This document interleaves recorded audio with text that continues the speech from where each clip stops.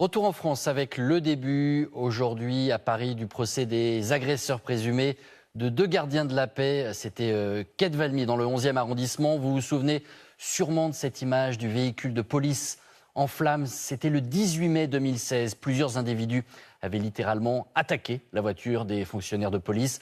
Aujourd'hui, 9 d'entre eux comparaissent devant la justice. Dominique Verdaillan avec Alain Location. D'abord un coup de pied violent contre la vitre de la voiture de police, puis le jet d'un plot sur le pare-brise avant. Alors que la voiture tente de poursuivre sa route, d'autres agresseurs s'en prennent violemment aux deux policiers. Barre de fer, fumigène.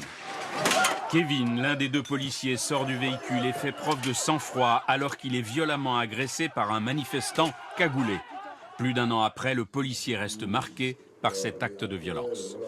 J'ai failli mourir, j'ai failli perdre ma vie. J'avais envie d'avoir un flic et tuer un flic, c'est sûr.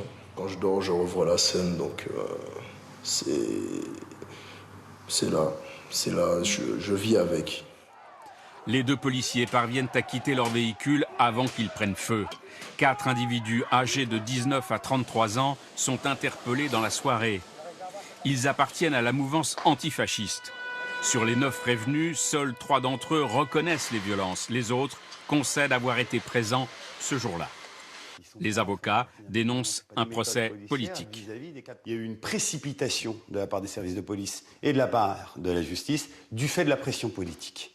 Et à chaque fois qu'il y a une précipitation, il y a des erreurs qui sont commises. Les policiers attendent de la justice une décision lourde, un signal fort. La plupart des prévenus encourent 10 ans de prison.